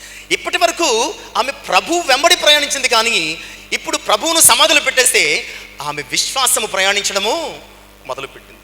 ఆమె యొక్క ఫెయిత్ జర్నీ అనేది ఇక్కడే ముందుకు వెళుతూ ఉన్నట్లుగా మనము చూస్తున్నాం. ఈరోజు ప్రభువును సమాధిలో పెట్టారు, కానీ ఆమె విశ్వాసాన్ని సమాధిలో పెట్టలేకపోయారు. లూకాసు వార్త 11:44 శాస్త్రులను పరిచయాలను చూచి ఒక కఠినమైన మాట ఆయన అంటూ ఉంటారు. అది, అయ్యో మీరు కనబడని సమాధుల వలె ఉన్నారు, వాటి మీద నడుచు మనుష్యులు ఎరుగరు. ఈరోజు మనము కూడా ఎలా ఉన్నాం? మగ్దలేని మరియ వలె సమాధి చేయబడిన విశ్వాసం కలిగి ఉన్నామా? లేదా మన జీవితంలో ఎదురయ్యే సవాళ్ళు, ఇబ్బందులు, తొందరలు, కష్టాలలో మన విశ్వాసాన్ని సమాధి చేసి వెళ్ళిపోతున్నాము, పైకి విశ్వాసుడిగా కనిపించే పరిస్థితుల్లో ఉన్నాం. అందుకని ఎఫెసీ 5:14 అంటాడు, నిద్రించుచున్న నీవు ఎంతకాలము నీ విశ్వాసము సమాధి చేయబడుతుంది. నిద్రించుచున్న విశ్వాసమందు నిద్రపోతున్నటువంటి నీవు మేల్కొని మృతులలో నుండి నీ విశ్వాసాన్ని సమాధి అనుభవంలోంచి లేపు. ఎందుకంటే మృత్యుంజయుడైనటువంటి పునరుద్ధానుడైనటువంటి ప్రభువు నీ మీద ప్రకాశిస్తూ ఉన్నాడు. నీ మీద ఆయన పునరుద్ధాన దర్శనం నీవు పొందాలంటే నిద్రించుచున్న నీ విశ్వాసం ఏమవ్వాలి? తిరిగి లేవాలి, పునరుద్ధానం అవ్వాలి. కనుక మగ్దలేని మరియ ప్రభు యొక్క దర్శనాన్ని, పునరుద్ధాన తొలి దర్శనాన్ని పొందుకోవడానికి కారణం ఏంటంటే ఆమె విశ్వాసం. ప్రభువును సమాధిలో పెట్టారు, కానీ ఆమె విశ్వాసం సమాధి చేయదు. ఇక 4వ విషయాన్ని మనం చూద్దామండి. యోహాను 20వ అధ్యాయం 1వ వచనం. ఆదివారము ఇంకను చీకటిగా ఉన్నప్పుడు మగ్దలేని మరియ పెందలకడ సమాధి యొద్దకు వచ్చి సమాధి మీద ఉండిన రాయి తీయబడి ఉండుట చూచాను. ప్రియులారా, సాధారణంగా అన్నీ కరెక్ట్గానే ఉన్నాయి, బట్ ఒక మెట్టు ప్రయారిటీ ఇవ్వాలంటే యోహాను యొక్క సువార్తలకు సువార్తలో ఉన్న సంఘటనలు చాలా క్లారిటీగా ఉంటాయి. ఎందుకంటే అతడు ప్రభువును ప్రేమించిన శిష్యుడు, అంతేకాదు ప్రభువును చాలా దగ్గరగా ఫాలో అయినటువంటి శిష్యుడు. ఈయన చాలా డిఫరెంట్గా, మిగతా సువార్తికుల కంటే చాలా డిఫరెంట్గా రాస్తూ ఉంటాడు ఈ సువార్తికుడు. కనుక ఇక్కడ సువార్తికుడు ఏం చెప్తున్నాడంటే, ఆదివారం ఇంకా చీకటిగా ఉన్నప్పుడు మగ్దలేని మరియ, ఇతరుల గురించి రాయటం లేదు, ఎందుకు నాకు తెలియదు, దానిని వ్యాఖ్యానించి మన విశ్వాసాన్ని మనం చూసుకో. ఎందుకంటే ఇతర సువార్తికులు ఏమన్నారంటే కొందరు స్త్రీలు. ఇతర సువార్తికులు చెప్పిన మాటలు ఏంటంటే కొందరు స్త్రీలు. కానీ స్పెసిఫిక్గా చాలా క్లియర్గా యోహాను చెప్తున్నాడు, ఇంకను చీకటిగా ఉన్నప్పుడు మగ్దలేని మరియ, ఇతరుల గురించి రాయటం లేదు. నేను అనుకుంటాను యేసుక్రీస్తు ప్రభువారి యొక్క పునరుద్ధాన తొలి దర్శనం పొందడానికి కారణం ఏంటంటే ఈమె విశ్వాసం చీకటిలో కూడా ప్రకాశిస్తుంది. ఈమె విశ్వాసం, అక్కడ ఆ మాట ఎందుకు రాశాడో పరిశుద్ధాత్మ తెలియదు. ఇంకను సాధారణంగా ఇది ఈ సీజన్ వేసవికాలం ఒకవేళ ఇంచుమించుగా మనకి పెద్ద దూరం కాదు కాబట్టి, ఏషియన్ కంట్రీలో ఒకటి కాబట్టి 1, 2, 3 గంటలు తేడా తప్ప పెద్దగా డిఫరెన్స్. అక్కడ కూడా ఇంచుమించు అదే సీజన్ ప్రారంభం అవుతూ ఉండొచ్చు. వేసవికాలం సాధారణంగా తొలి వెలుగులు ఎప్పుడు వచ్చేస్తాయి? ఇంచుమించు 5 గంటల నుంచే, ఆల్మోస్ట్ 5 గంటల నుంచే వచ్చేస్తామంటే 7 అయినా చీకటి పడదు. అంటే అంతకుముందే వెళ్ళిపోయింది ఈమె. అంటే 5 గంటలకు ముందే 4కి వెళ్ళిందో 3కి వెళ్ళిందో. చిన్నప్పుడు మమ్మల్ని కూడా పొద్దున్నే లేపేసేవారు, 2 గంటలు 3 గంటలు లేపేసి కాళ్ళు చేతులు మొఖాన్ని కడిగేసుకుని సమాధుల దగ్గర తీసుకెళ్ళిపోయారు. ఎందుకు తీసుకెళ్తున్నారో అర్థం కాదు, ఇప్పటికీ అర్థం కాదు నాకు, ఎక్కువ మాట్లాడితే మనం లేనిపోని అసలు విశ్వాసాన్ని గాయపరిస్తే బాధ రాదు, కానీ మనుషులు కల్పించిన విశ్వాసాన్ని గాయపరిస్తే మాత్రం ఎక్కడ లేని బాధ మనకి వచ్చేస్తూ ఉంటుంది. పొద్దున్నే లేపేసి రేవు అవతలు ఉండేవి, వాడు వెళ్ళి ముందే చెప్పేస్తే వాడు నావ రెడీగా ఉంచేవాడు. ఆ నావలో ఎక్కి మురిగిపోతే మనకు సమాధులు ఉండవు అక్కడ. నావ దాటి వెళ్ళి ఈ లోపల పాసే గారు పక్కన ఉన్నటువంటి ఊర్లు నేను మా బ్రదర్ వెళ్ళి ఆయన కూడా ఉండి తీసుకొచ్చి ఈ సమాధులు దర్శించేవాడు. ఇప్పటికీ నాకు అర్థం కాని విషయం, ఇప్పటికీ నేను ఎందుకు వెళ్ళి ప్రార్థన చేస్తానో నాకు తెలియదు. లేపమని ప్రార్థన చేస్తున్నానా? మన విశ్వాసాన్ని లేపమని ప్రార్థన చేయాలా? ఇక్కడ లేగాల్సింది ఎవరు? వాళ్ళు లెగిస్తే మనం అక్కడ ఉండవు. అక్కడ నిజంగా వాళ్ళు లెగిస్తే ఒక్కడు ఉండడు అక్కడ. కొంతమంది అక్కడ ఉండరు, కొంతమంది ప్రాణాలతో ఉండరు. అది మన విశ్వాసం. పోనీ వాళ్ళ గురించి వెళ్తున్నామంటే పోనీ వాళ్ళు లెగిస్తే ఉంటామా అంటే వాళ్ళు లేచినా ఉండం, ప్రభు లేచినా ఉండం, వాళ్ళు లేచినా ఉండం. ఏంటో మన విశ్వాసం అర్థం కాదు. అందుకని చాలా క్లియర్గా నేను ఎందుకు మార్చానంటే మన పాంప్లెట్ మీద వెనక సజీవుడైన వారిని మృతులలో ఎందుకు అలాగే ఆయన యందు మృతి పొందిన వారు కూడా ఆయా వరుస క్రమములో వారు లేపబడిన వారే. సో అక్కడ వెతకాల్సిన అవసరం ఎట్టి పరిస్థితుల్లో కూడా లేదు. మరి ఎందుకు ఈ ఆచారం వచ్చిందో అది నాకు తెలియదు, దాని గురించి ఇప్పుడు టాపిక్ కూడా. బట్ ఇక్కడ చీకటిలో సహితము ప్రకాశిస్తున్న ఆమె విశ్వాసం, అది చీకటి అట. ఎంత చీకటి అంటే ఆమె ప్రభువును గుర్తుపట్టలేనంత. ఆల్మోస్ట్ 3 years ప్రభుతో జర్నీ చేసింది ఆమె, అంతే కదా. 3 years ప్రభుతో జర్నీ చేసింది, చాలా దగ్గరగా, వెరీ క్లోజ్గా. మసక చీకటిలో కూడా ఆయన ముఖం ఈజీగా మనం చూడండి, బాగా తెలిసిన వాళ్ళు ఇంట్లో కరెంటు పోయినా సరే మనం గుర్తుపట్టేస్తూ ఉంటాం కొంచెం మసక చీకట్లో. బట్ ఆమె గుర్తుపట్టలేదంటే అక్కడ ఇంకా చీకటి, అసలే చీకటి. ఆ పైగా అక్కడ ఆ సమాధుల తోట, అది అక్కడ చాలా చెట్లు ఉండి ఉండవచ్చు. చీకటిలో సహితము అందరూ అది ఒక 4 లేదా 5 అనుకుందాం. అప్పుడు నిద్ర ఎలా పడుతుంది? 4-5 ప్రాంతంలో మంచి ఆదమరిచి, చాలా ఆదమరిచి గాఢ నిద్ర. అంటే 4 నుంచి బహుశా అందుకనేమో ఆయన అప్పుడే లేచి ప్రార్థన చేయమన్నాడు. 3 నుంచి పట్టేది చాలా తీవ్రమైనటువంటి గాఢ నిద్ర అనమాట. ఎందుకంటే పోరాడి పోరాడి పోరాడి నిద్రావస్థకు ఇలాగ పోరాడి చివరికి 3 గంటలు నిద్రపడు. అప్పుడు ఏం చేస్తున్నారంటే శిష్యులందరూ ఆదమరిచి నిద్రపోతున్నారు. ఎందుకు నిద్రపోతున్నారంటే అంతకు ముందు రోజు ఏ రోజు అది విశ్రాంతి దినం. ముందు రోజు ఏ రోజు విశ్రాంతి దినం. ఆయనకు బలులు అర్పించి ఆరాధనలు చేసి అలిసిపోయి వాళ్ళు ఆదమరిచి నిద్రపోతారు. ఎందుకంటే ఆల్మోస్ట్ ప్రభువుని గురించి వారు ఇక ఆయన లేడు అనుకున్నారంతే, ఒక డెసిషన్కి వచ్చారు. లేదు, అందరూ హాయిగా నిద్రపోతుంటే మరియ విశ్వాసం మాత్రం ప్రియులరా ఆ చీకటిలో సహితము నిద్రపోకుండా ప్రకాశిస్తుంది. ఈమె విశ్వాసం నిద్రపోలేదు, సరి కదా, చీకటిలో సహితము ప్రకాశిస్తూ ఉన్నది. అందుకనే ప్రభు ఉంచిన సమాధి దగ్గరకు వచ్చింది. 63 సంకీర్తనలు కీర్తనకారుడు అంటాడు, నా దేవుడవు నీవే, నేను వేకువనే లేచి నిన్ను వెతుకుదు. ఈ కీర్తనకారుడు అంటున్నాడు తన విశ్వాసముతో పొద్దున్నే లేచి ప్రార్థన చేయడం అంటే విశ్వాసముతో ప్రభువును వెతకడం. నీ దినచర్య ప్రారంభము కాకమునిపే, నీ జీవితము ఒక క్రొత్త ఉదయాన్ని చూడకమునిపే, ఆ తొలి వెలుగులు రాకమునిపే నీ విశ్వాసము ఆ చీకటిలో ప్రార్థనాపూర్వకంగా ఏం చేయాలి? ప్రకాశించాలి. అప్పుడు ఆయన పునరుద్ధాన దర్శనం నువ్వు ఖచ్చితంగా పొందుకోగలవు. మరి ఈరోజు మన పరిస్థితి ఎలా ఉంది ఆలోచించండి.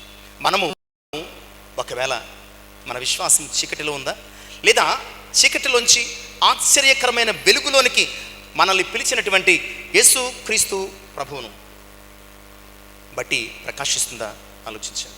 ఆయన అంటాడు లూకాసు వార్త 11:35 కాబట్టి నీలో ఉండు వెలుగు అంటే విశ్వాసం, నీలో ఉండు విశ్వాసము చీకటి అయి ఉండకుండగా చూచుకో. ఎలాంటి చీకటి అనుభవాలలో అయినా, అది గాఢాంధకారపు లోయలైనా నీ విశ్వాసం ఏమవ్వాలి?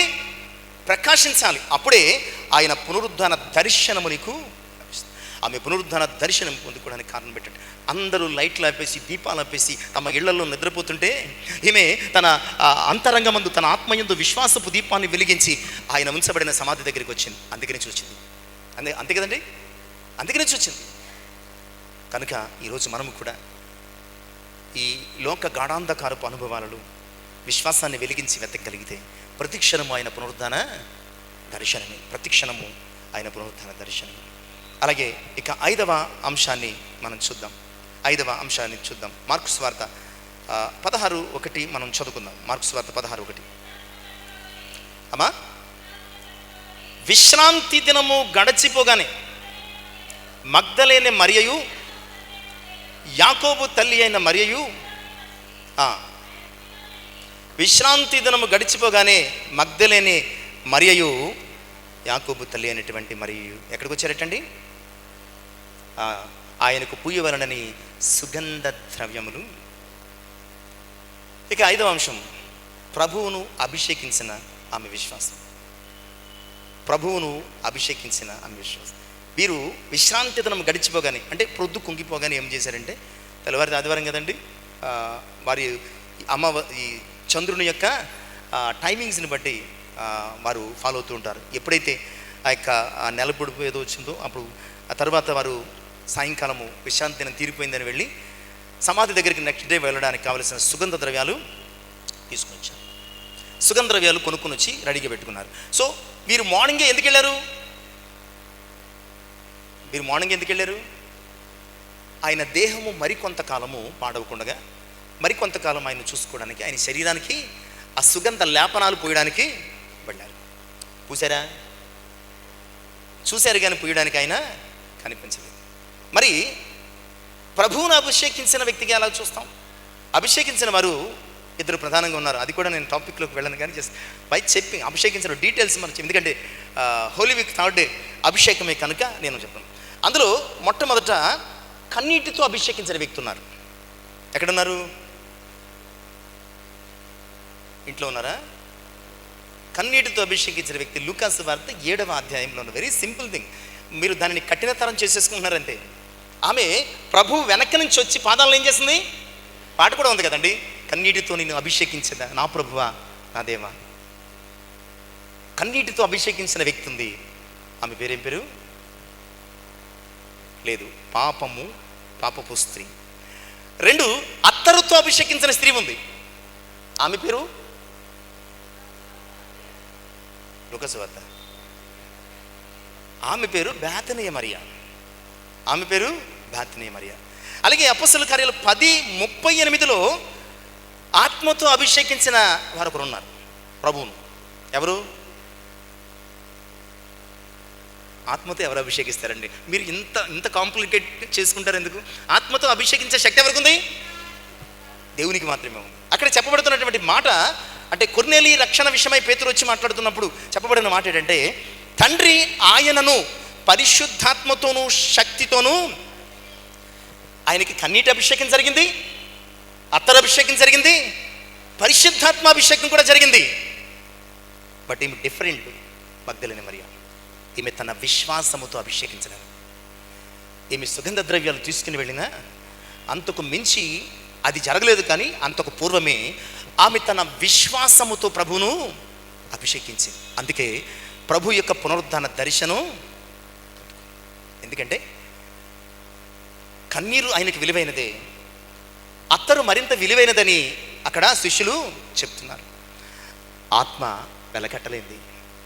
కానీ ఈమెకే ఎందుకు కనిపించాడంటే, హెబ్రీ పత్రిక 11:6లో విశ్వాసము లేకుండా దేవునికి, సో విశ్వాసము ఇవన్నీ విలువైనవి, బట్ విశ్వాసం ఆయనకి ఇష్టమైంది. ఇవన్నీ విలువైనవే కానీ విశ్వాసము ఆయనకిష్టమైంది. ఆమె ఆయనకిష్టమైన దానితో ఆయన ఏం చేసింది? అభిషేకించింది. అంటే ఆయనకిష్టమైన విశ్వాసముతో అభిషేకించింది. ఈ 5వ అంశము, ఆయనను అభిషేకించిన విశ్వాసం లేదా అభిషేకించిన ఆమె విశ్వాసముతో అభిషేకించింది కనుక ఆయనకిష్టమైనటువంటి పని చేసినటువంటి ఆమెకు తన తొలి దర్శనాన్ని ఇచ్చాడు.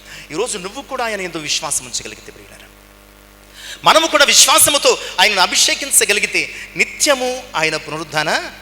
అందుకని ఎఫెసీ 3:15లో ఆయన అంటాడు, క్రీస్తును మీ హృదయములలో విశ్వాసము ద్వారా నివసింపనీయుడి. ఆత్మ ద్వారా అంటాడు. క్రీస్తును మీ హృదయాల్లో, ఆయన మన హృదయాల్లో ఎలానే ఉంటాడంటే నివాసం విశ్వాసము ద్వారా మాత్రమే. ఎవరు విశ్వాసము ద్వారా ఆయనను అభిషేకిస్తామో వారికి ఆయన పునరుద్ధాన దర్శనం. ఇక 6వ అంశము మనం చూద్దామండి. 6వ అంశం, ఆయన పునరుద్ధాన తొలి దర్శనాన్ని పొందినటువంటి ఆమె విశ్వాసంలో 6వ అంశం, యోహాను సువార్త 20:11. అయితే మరియా సమాధి బయట నిలిచి ఏడ్చుచుండెను. అంతే.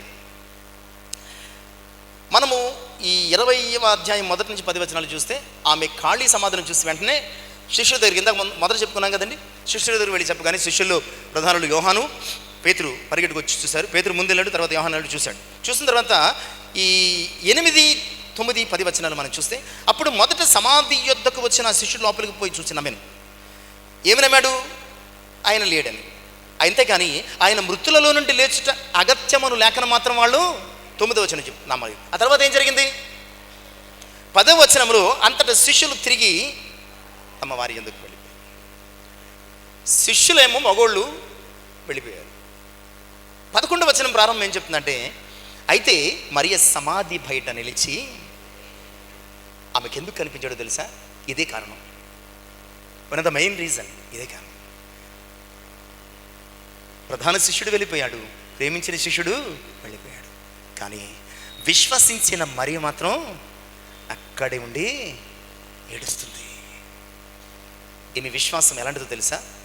వెనుతిరుగని విశ్వాసం. అందుకని కనిపించి వెనక్కి వెళ్ళిపోయి ఉంటే ఈమెకు కూడా ప్రభువు కనిపించి ఉండేవాడు కాదు. అందరూ మరలా మేడగదిలో ఉన్నప్పుడు వచ్చి ఉండేవాడు. కానీ ఈమెకే మొదట కనిపించడానికి కారణం ఏంటంటే, పేతురు, యోహానుతో సహా అందరూ శిష్యులు ఆయన అప్పటి వరకు వెంబడించిన అందరూ వెనుతిరిగి వెళ్ళిపోయిన విశ్వాసులుగా ఉన్నారు. Back to pavilion. విశ్వాసంలో వారు ఎక్కడి నుంచి వచ్చారు విశ్వాసంలోనికి, తిరిగి బ్యాక్ టు పెవిలియన్, అక్కడికే వెళ్ళిపోయారు. ఈ పదం ఎక్కడ ఉపయోగిస్తారండి? క్రికెట్లో ఎక్కువ.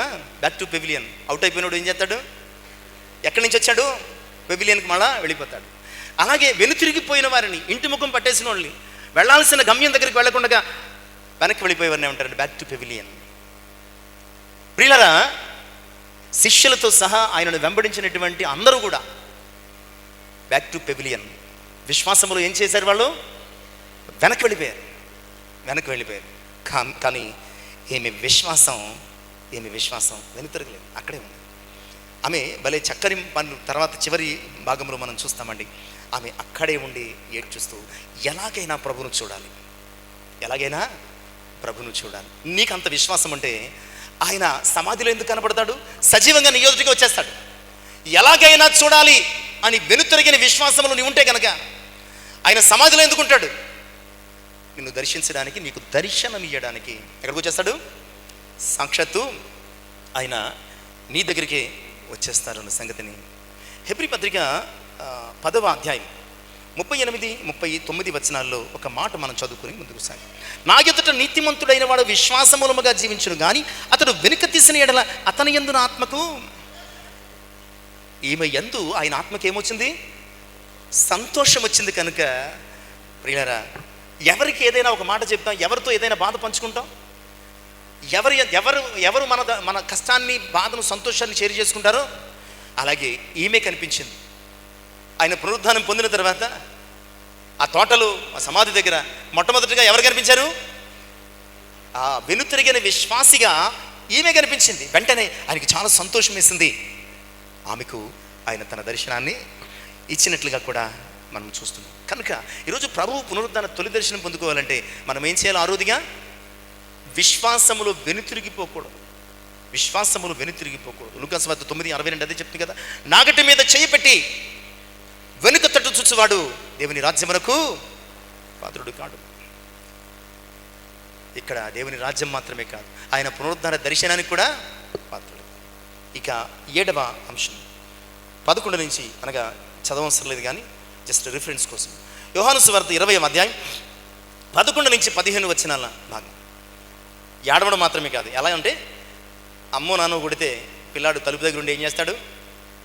లోపలికి చూస్తాడు, మళ్ళీ అమ్మ కేకమని పడగానే బయటకు వచ్చేస్తాడు, మళ్ళీ లోపలికి చూస్తాడు, మళ్ళీ బయటకు వచ్చేస్తాడు, మళ్ళీ లోపలికి చూస్తాడు, మళ్ళీ బయటకు వచ్చేస్తాడు. ఏంటి వీడి విశ్వాసం? ఏంటి? మా అమ్మ ఖచ్చితంగా నన్ను పిలుస్తుంది, ఇప్పుడు కాదు గంట తర్వాత. ఈ గంట సేపు వీడు ఏం చేస్తాడు? లోపలికి చూస్తాడు, బయటకు వస్తాడు, లోపలికి చూస్తాడు, బయటకు వస్తాడు. ఈమెకు కూడా విశ్వాసం, నా ప్రభు ఎప్పటికైనా నాకు దర్శనమిస్తాడు. లోపలికి చూస్తుంది, బయటకు వస్తుంది, ఏడుస్తుంది, మళ్ళీ లోపలికి చూస్తుంది, బయటకు. ఇదంతా చూసి అక్కడ తెల్లని వస్త్రాలు ధరించిన 2 దేవదూతలు కూర్చున్నారు. వారు, అమ్మా ఎందుకు ఏడుస్తున్నావు అంటే, అయ్యా నా ప్రభువును ఎవరో ఎత్తుకుపోయారు. ప్రియులారా, నిజానికి ఈమె కూడా చనిపోయాడని అనుకుంటుంది, కానీ ఈమెలో విశ్వాసం మాత్రం చనిపోలేదు. అందుకనే ఈమె వెంబడిస్తూనే ఉన్నది. నిజమే ప్రియులారా, ఆయనను వెంబడించగలిగితే, ఆయనను వెతకగలిగితే, ఆయనని విశ్వాసముతో పాటు ఆయన పునరుద్ధాన దర్శనాన్ని కూడా నీకు ఇస్తాడు. చివరికి ఎంత చీకటి అంటే, వెళుతున్నప్పుడు ప్రభువే ఆమెకి ఎదురొచ్చారు. చూసింది కానీ గుర్తుపట్టలేదు. వెనక్కి తిరిగి ఆయన అన్నాడు, అమ్మ ఏం వెతుకుతున్నావంటే, అయ్యా నువ్వు కానీ ఒకవేళ తీసుకెళ్ళిపోయావేమో, నువ్వు ఇచ్చేస్తే. ఆయన ఏం చేస్తానంటుంది? మోసుకుని పోతాను. ప్రేమసాగర్ గారు అనుకుంటా, ఒక కన్నీటి కడలిలో క్రీస్తు నా పడవలో సాగింది నా బ్రతుకు యాత్ర అని మగ్ధలేని మరియను గురించి ఒక పాటే రాశారు ప్రేమసాగర్ గారు, షాపులో ప్రేమసాగర్ గారు అనుకుంటా. ఆయన మాసిదోనియా సంఘం అప్పుడెప్పుడు మేము యూత్లో ఉన్నప్పుడు అప్పుడు చాలా అద్భుతమైనటువంటి ఆర్ద్రతతో కూడినటువంటి పాట. గతమించి నావారే పతి తంచు పిలిచారే, భీతించి శోధించినారే, వేధించి వెలివేసినారే. అలాంటి నన్ను నువ్వు తిరిగి రక్షించే ప్రభా, నువ్వు కనిపిస్తే నేను మోసుకుపోతాను. ఆ పాటలో అర్థం ఏంటంటే, ఒక్కసారి నాకు కనిపించు ప్రభా, నిన్ను మోసుకుపోతాను. ఎలా మోసుకుపోద్ది? ప్రభు యొక్క కొలతలు చాలా ఎక్కువ. ప్రభు యొక్క కొలతలు చాలా ఎక్కువ. ఒక స్త్రీ ఎలా ఎత్తుకుపోద్ది? Very simple thing. ఆమె ఎలా మోసుకుపోద్ది అంటే విశ్వాసంతో మోసుకుపోతాను అంటుంది. ఒక్కసారి కనిపించి ప్రభు విశ్వాసంతో నేను మోసుకుపోతాను, నేను విశ్వాసంతో మోసుకుపోతాను. ఏమి విశ్వాసం? ఏమి విశ్వాసం? ఆయనను వెతుకుతున్న విశ్వాసం. మొదట ఎక్కడి నుంచి స్టార్ట్ చేసాం? వెంబడించిన విశ్వాసం నుంచి చివరి 7వది ప్రభువును వెతుకుతున్న విశ్వాసం. ఆమెది. మిగతా వాళ్ళందరూ కూడా రకరకాల. ఈరోజు మనం కూడా ఆయన మందిరానికి వచ్చి కానీ లేదంటే బయట ఉండి కానీ విశ్వాస యాత్రలో కొనసాగుతూ మనం ఏదేదో వెతుకుతున్నాం. కొంతమంది రొట్టెలు వెతికారట, కొంతమంది శ్వాసతలు వెతికారట, కొంతమంది ఇంకా ఏదో వెతికారట. బట్ ఏమి మాత్రం అందరూ చనిపోయారు అనుకుంటున్నారు. కానీ అక్కడ లేని ఆయనను ఆమె వెతుకుతుంది. అంటే ఒక స్థిరమైన, ఒక పట్టుదల, ఒక నిలకడైనటువంటి విశ్వాసం. అందుకని కొరింథీ మొదటి పత్రిక 16:13 అంటాడు, మెలకుగా ఉండండి, విశ్వాసమందు నిలకడగా. ఇదే మాట అపొస్తలుల కార్యాల గ్రంథం 14:22 చెప్తాడు, విశ్వాసమందు నిలకడగా ఉండవలనని. ఎందుకంటే అనేక శ్రమానుభవాల గుండా మనము ప్రవేశించాల్సిన అవసరం ఉంది కనుక ఆయన రాక వరకు మనము విశ్వాసంలో ఎలా ఉండాలండి? ఈమె అందరూ కూడా సడలిపోయారు, కానీ ఈమె విశ్వాసము చేత ఆయనను వెతుకుతుంది. ఈమె విశ్వాసము చేత అందుకని దొరికాడు. అంతే కదండి, వెతికితే దొరుకుతాడు. ఆమె దీపం వెలిగించి వెతికిందట, దొరికిందా? ఎవరు? లూకా సువార్త 15లో 2వ ఉపమానం. ఆయన చెప్పిన 3 ఉపమానాలు చెప్పారు. అందులో మొదటి ఉపమానం తప్పిపోయిన గొర్రె. 2వ ఉపమానం ఏమండి? నాని ఎక్కడ తప్పిపోద్దండి? గొర్రె తప్పిపోయిందంటే అర్థం ఉంది. నాని తప్పిపోవడానికి కాళ్ళు ఉన్నాయి దానికి. పొగట్టుకున్నా లేదా పడిపోయినా నాన్న, ఇక తప్పిపోయినటువంటి అక్కడ చెప్పాడు. నిజమే ప్రియులారా, నువ్వు కూడా ఆయన వెతికితే కనీసం ఇక్కడి నుంచి అయినా ఈ విశ్వాస ప్రయాణంలో నువ్వు అవసరతలు, అక్కరలు, వాటిని వీటిని వేటినో వెతకుండగా ఇప్పుడు కూడా ఇక్కడి నుంచి కూడా నువ్వు ఆయనను వెతికితే ఖచ్చితంగా ఆయన పునరుద్ధాన దర్శనం ఏంటో నీకు ఆయన ఇస్తాడు. పునరుద్ధాన దర్శనం ఏంటో ఇస్తాడు. ఎందుకంటే దినవృత్తాంతాల మొదటి గ్రంథం, ఆయన వాక్యం అబద్ధం కాదు, ఆయన వాక్యం అసత్యము కాదు. ఇది చెప్పినవాడు, మనకిచ్చినవాడు ఆయన నరుడు కాదు. కనుక విశ్వాసంతో గమనిద్దాం. దినవృత్తాంతాల మొదటి గ్రంథం 28:9 ఆయన అంటాడు, ఆయనను వెతికిన ఎడల ఎవరంటున్నారు? దావీదు సొలొమోనుతో అంటున్నాడు, నాయనా నా కుమారుడు సొలొమోనా, జాగ్రత్త సుమా, ఆయనను వెతికితే. సొలొమోను ఎవరిని వెతికాడు? అన్య స్త్రీలను వెతికాడు, వారి దేవతలను వెతికాడు, వారికి గుళ్ళు కట్టడానికి అన్నిటిని వెతికాడు. ప్రభువును వెతకడంలో సొలొమోను విశ్వాసం ఫెయిల్ అయింది. బట్ మగ్దలేనే విశ్వాసం మాత్రం ఫెయిల్ అవ్వలేదు. ప్రభువును వెతకడంలో ఆమె పాస్ అయింది. ఎందుకంటే ఆయనను వెతికింది కనుక విశ్వాసంతో ఆయన వెంటనే ఏమైపోయాడు? ప్రత్యక్షమయ్యాడు. ఇది విశ్వాసముతో వెతుకు వారికి ఆయన ప్రత్యక్షత లభిస్తుంది అన్న సంగతి. సామెతలు 8:17 కూడా చూద్దామండి. సామెతలు 8:17 ఆయనను వెతికిన ఎడల ఆయన నీకు మళ్ళీది నన్ను జాగ్రత్తగా వెతికిన ఎడల నన్ను కనుగొందురు. జ్ఞానానికి సంబంధించి, కానీ జ్ఞానం క్రీస్తే కదా. క్రీస్తుని జ్ఞానాన్ని గురించి సొలొమోను రాస్తున్నాడు. నన్ను జాగ్రత్తగా వెతికిన ఎడల ఆమె ఆ రాత్రి వేళ, ఆ చీకటి వేళ, ఆ చెట్లతో కూడినటువంటి ఆ సమాధులు, తోటలు ఆమె ఏం చేస్తుంది? సమాధుల్లో మొత్తం మూల చూసేసింది. అక్కడ దొరకలేదు, తోటలో బయలుదేరింది. తోటలో ప్రతి స్థలంలో వెతుకుతుంది. ఇక్కడున్నాడు, అక్కడున్నాడు. జాగ్రత్తగా వెతికింది. అందుకనే ఆయన ఆమెకు దర్శనం. యెషయా 55:6 యెహోవా దొరకు కాలమందు. నిజమే కదా, ఆ దొరకు కాలమందు వెతక్కపోతే ఆయన వేరొకరికి దొరికేవాడేమో. యథార్థవంతులు నీ ముఖ దర్శనము పొందుదరని కీర్తన 11వ సంకీర్తన 7వ శరణంలో జ్ఞాపకం చూస్తాం. కనుక ప్రియులారా, ఈ 7 అంశాలు మగ్దలేనే విశ్వాస ప్రయాణంలో చాలా ప్రధానమైనవి. తన విశ్వాసంలో ఈ 7 అనుభవాల ద్వారా, అంటే వెంబడించడం దగ్గర నుంచి వెతకడం వరకు, ఈ 7 అనుభవాలు పునరుద్ధాన తొలి దర్శనాన్ని ప్రభు ఆమెకి ఇవ్వడానికి కారణం. ఈరోజు నువ్వు కూడా విశ్వాసముతో ఆయనను వెతకగలిగితే ఆయన తొలి దర్శనము నీదే. చివరిగా 17వ సంకీర్తన మనం చదువుకున్నటువంటి మొదటి భాగం 15వ వచనం. నేనైతే నీతి గలవాడనై అంటే నీతి అని వచ్చిన ప్రతిసారి విశ్వాసం అది. ఎందుకంటే ఏ వ్యక్తి తన క్రియల చేత నీతిమంతుడు కాలేడు. నీతి ఎలా కలుగుతుంది? అది ఎక్కడ నీతి అని వచ్చినా అక్కడ విశ్వాసం చేసుకో. నేనైతే విశ్వాసము గలవాడనై నీ ముఖ దర్శనము చేసేదను. నేను నా విశ్వాసమందు మేలుకొనినప్పుడు నీ స్వరూప దర్శనం. ఈరోజు దావీదుకు ఆ విశ్వాసం ఉంది, మగ్దలేనకు కూడా ఆ విశ్వాసం ఉంది. దావీదు దేవుని ముఖ దర్శనాన్ని పొందాడు, ఈరోజు మగ్దలేని కూడా పొందింది అని తెలుసుకున్నాం. మరి మనం ఇంకా పొందామా లేదా? పొందలేదు అంటే ఇంకా మనము సమాధుల్లో వెతుక్కున్న అల్ప విశ్వాసమే, ఇంకా మనము సమాధుల్లో వెతుక్కునే అల్ప విశ్వాసమే. ప్రభు పునరుద్ధాన దర్శనాన్ని పొందుకున్న అసలు విశ్వాసంగా ఇంకా రూపొందించబడలేదు. కనుక ఈ మాటలు వింటున్నాం మనం.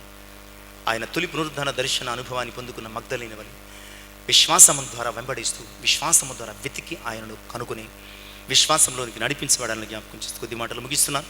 మాటలు మన జీవితంలో దేవుడు ఆశీర్వాదకరంగా ఫలింపచేయనుగా ప్రార్థన చేసుకుందాం. సర్వశక్తిమంతుడా, ఇంతవరకు మాతో మాట్లాడు. నిజమైన ఆయన అనేకులకు లేని పునరుద్ధాన తొలి దర్శన వరము భాగ్యం 7 దయ్యాలు బట్టి మీ చేత విమోచించబడినటువంటి మగ్దలేనికి వచ్చిందండి. ఆమె విశ్వాసం చేత అయ్యా మిమ్మల్ని వెంబడించిందయ్యా. ఆమె విశ్వాసం సమాధి చేయబడలేదు, ఆమె విశ్వాసం చేత అతి క్రూరమైన సిలువ ఎదుట నిలిచిందయ్యా. ఆమె విశ్వాసము చీకటిలో కూడా ప్రకాశించిందయ్యా. ఆమె విశ్వాసము చేత మిమ్మల్ని అభిషేకించిందయ్యా. అయ్యా, ఆమె విశ్వాసము చేత వెనుతిరిగిపోకుండా మిమ్మల్ని వెతుకుతుంది. ఈరోజు విశ్వాసమందు మిమ్మల్ని వెంబడిస్తూ ఎదురయ్యే శ్రమానుభవాలలో వెనుతిరుగక మిమ్మల్ని వెతికి మీ పునరుద్ధాన తొలి దర్శనం పొందుకునే భాగ్యం మాకు దయచేయలాగిన ఈ యొక్క వాక్యం మా హృదయంలో ఫలింపచేయమని సమస్త మహిమ ఘనత ప్రభావం మీరిపోతుంది యేసయ్య శ్రేష్టమైన పరిశుద్ధ నామమున ప్రార్థించి వేడుకొనుచున్నాను తండ్రి. ఆమేన్. దేవునికి మహిమ కలుగును గాక. ప్రభునందు ప్రియులారా,